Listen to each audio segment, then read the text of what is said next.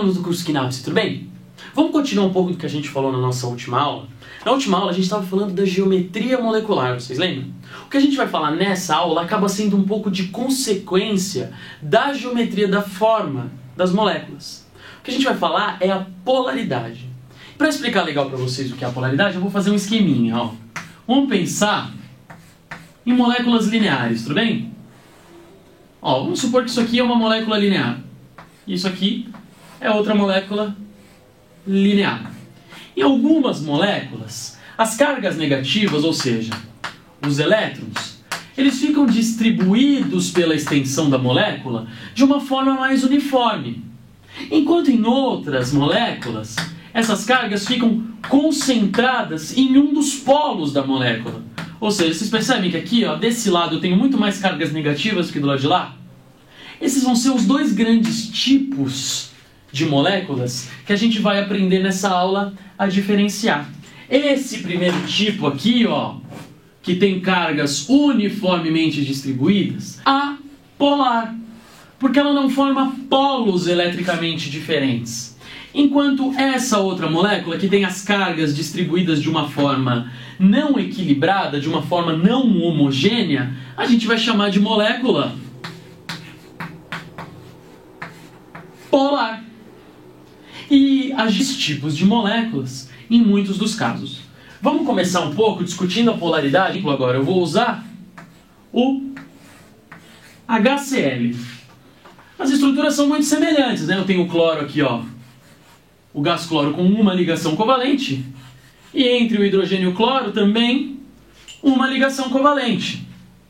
Só que a grande diferença entre essa molécula, que eu vou chamar de número 1, e essa molécula que eu vou chamar de número 2, tá numa coisa muito importante que vai acontecer nessa ligação aqui, ó, que é a diferença de eletronegatividade entre um átomo e outro átomo da ligação.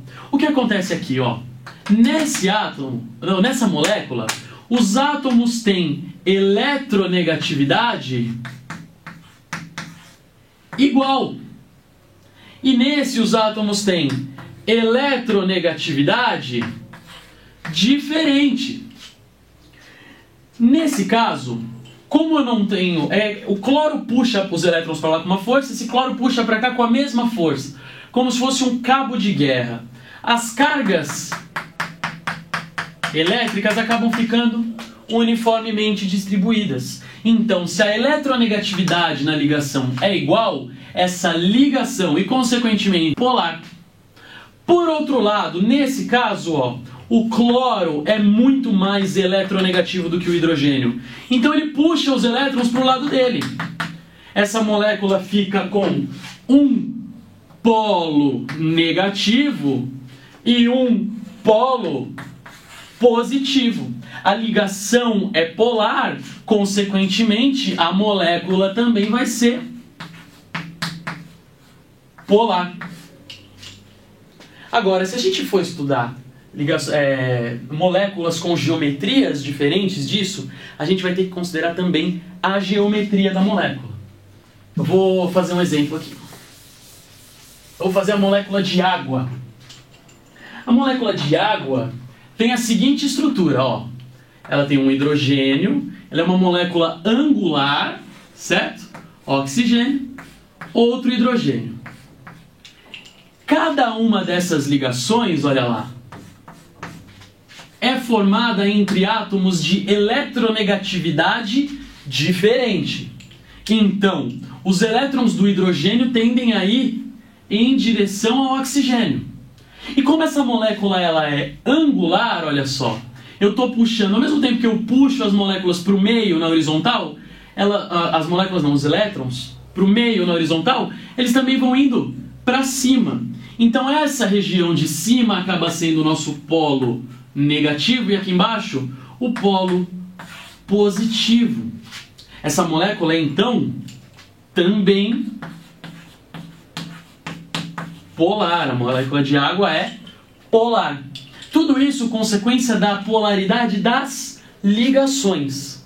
E essa polaridade das ligações é uma grandeza que, se vocês entrarem no nosso site, vai estar mais bem do dipolo elétrico. Eu não vou me estender muito nisso aqui no vídeo, porque a gente tem uma regra prática mais fácil de ver se a molécula é polar ou não. O momento do dipolo elétrico é o jeito mais elegante de se calcular a polaridade de uma molécula, mas não é o jeito mais fácil de se utilizar, então eu não vou me estender muito aqui na aula. É estudar e é entender, que eu quero que vocês entendam, é o método prático. Método prático para diferenciar moléculas polares de moléculas apolares. Como é que a gente vai fazer? A gente vai comparar dois valores. A gente vai comparar o número de nuvens eletrônicas contra o número de átomos iguais ao redor do átomo central. E aí a gente vai gerar dois casos. A gente vai gerar o caso em que o número de nuvens é igual ao número de átomos iguais ao redor do átomo central. Ou o caso em que o número de nuvens é diferente do número de átomos iguais ao redor do átomo central. Por exemplo, vamos pegar aqui, ó, o gás carbônico. E aqui eu vou pegar de novo a água. H. Vou botar os elétrons aqui, ó. O carbono tá certinho. E o oxigênio, ó, tem dois pares de elétrons sobrando. Então o número de nuvens eletrônicas aqui, ó, é uma, duas nuvens eletrônicas. E aqui, 3, 4 nuvens eletrônicas. Vamos olhar aqui, ó. Eu tenho duas nuvens eletrônicas e ao redor do carbono eu tenho dois átomos iguais, dois oxigênios. O número de nuvens eletrônicas é igual ao número de átomos iguais ao redor do átomo central. Consequentemente, essa molécula vai ser uma molécula apolar. Por outro lado, ó, vamos olhar nesse caso. O número de nuvens é 4. E ao redor do átomo central eu tenho dois átomos iguais. O número de nuvens é diferente, polar.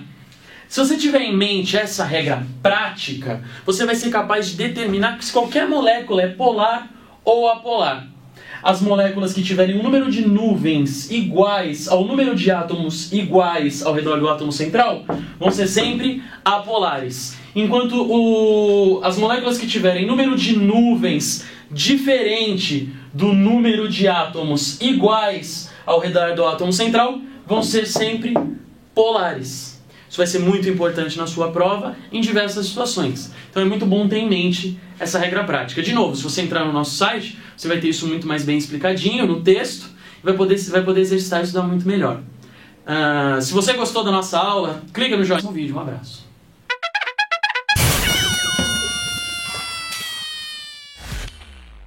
Tipos, por exemplo, de moléculas lineares, os meus elétrons vão se concentrar numa determinada região da célula, concentradas em um polo da célula. Crenquei com a célula, velho. Que parece uma célula.